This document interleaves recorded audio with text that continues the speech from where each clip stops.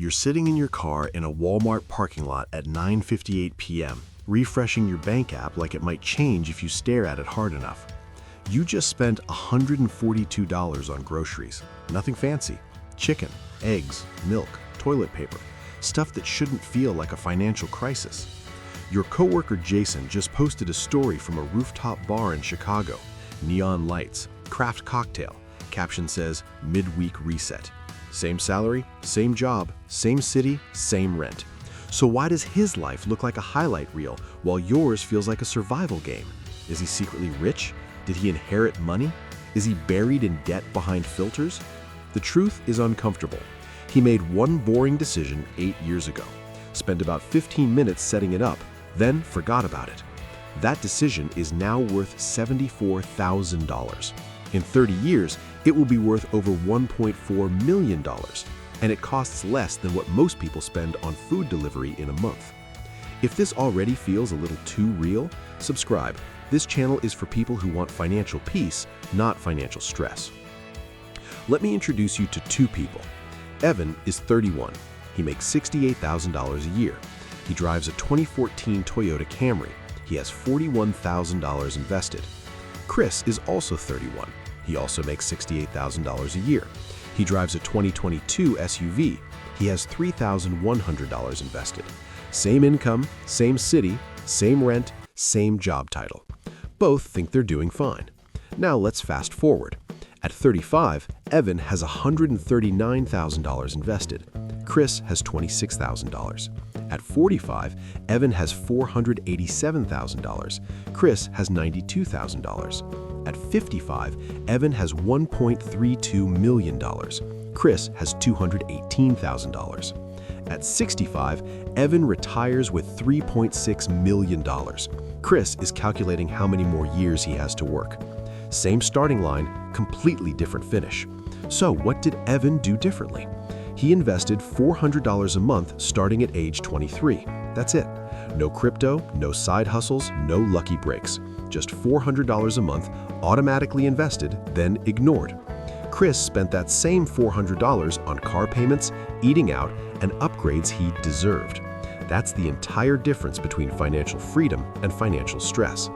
You're probably thinking, I don't have $400 a month. Here's the uncomfortable truth. You already do. You're just spending it on things that won't exist in 30 years. The average American spends around $280 a month on subscriptions, about $300 eating out or ordering delivery, and another $150 on impulse purchases. That's over $700 without trying. But here's what that money really costs you. That $300 on food delivery becomes about $580,000 over 30 years. That $280 on subscriptions becomes about $540,000. You're not spending $580 on convenience. You're spending over $1.1 million on convenience. Every month, you're choosing between short-term comfort and long-term freedom. Most people never realize they're making that trade. Let's talk about compound interest. If you invest $400 a month for 40 years at an average 9% return, you contribute $192,000. You end with about $2.4 million. That means over 90% of your wealth comes from growth, not your own money. The first $100,000 takes about 9 years, but once you hit $1 million, the next million takes about 7 years. Your money eventually starts working harder than you ever did. Now, here's the part that hurts. Someone who invests $5,000 a year from age 22 to age 32, then stops, ends up with about $1 million at retirement. Someone who waits until 32 and invests $5,000 a year for 30 years ends up with about $750,000, even though they invested 3 times more. Compound interest doesn't reward effort, it rewards time.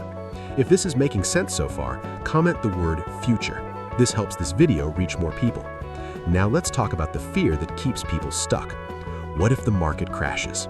The stock market has averaged about 10% return since the 1920s, even including the Great Depression, World Wars, the dot-com crash, 2008, and COVID. After inflation, that's still about 7%. There has never been a negative 20-year period in U.S. stock market history, not once. If you invest consistently for 20 years, you've always made money. And here's the part nobody tells you. If you invest monthly, crashes are actually good for you.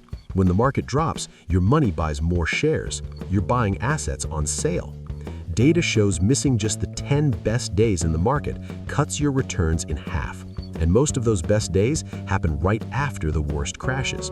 If you panic sell, you almost always miss the recovery. The market survived wars, pandemics, and financial collapses. But sure, it probably can't survive you investing $400 a month. So if the math is this obvious, why do so many people have no savings? Because the problem isn't math, it's your brain. Your brain evolved to survive today, not to optimize 40 years from now. It doesn't understand give up $400 today to have $2.4 million later. So it says, buy the car, order the food, upgrade the phone, future you will deal with it. This is called present bias. Then there's loss aversion. Losing money feels worse than gaining money feels good. That's why people panic during crashes and sell at the worst time. Studies show people who check their investments less often end up wealthier. The less you look, the richer you get. Then there's lifestyle inflation. Every raise becomes a nicer version of your old life. Almost nobody saves more unless it's automated. Your brain sees extra money and immediately spends it. Here's the uncomfortable truth. Everyone makes money when you don't invest. Car companies make money when you finance long-term loans.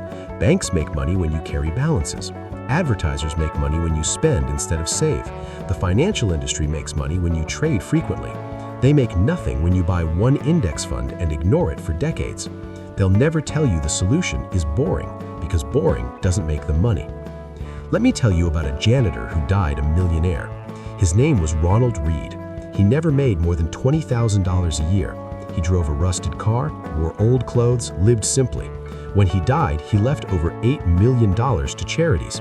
He invested consistently and never sold. No luck, no genius, just time. Now let me show you how fees quietly steal your future. If you invest $400 a month for 30 years in a low-cost index fund, you might end up with about $900,000. In a fund charging 1% annually, you might end up with $740,000. Same money, same time. That $160,000 difference didn't go to you, it went to fund managers. Low-cost, boring investing wins. Here's the simple plan. Open an investment account, buy one broad market index fund, set up automatic monthly investing, then stop thinking about it. Don't watch the news, don't panic, don't tinker. Let time do the heavy lifting. There's a version of you 30 or 40 years from now. One version is financially free. The other is still stressed, still working, still wondering where the money went. Both of those people are you. The only difference is what you do this month. If you want more real-life money stories like this, subscribe. New videos every week. Your future self will thank you.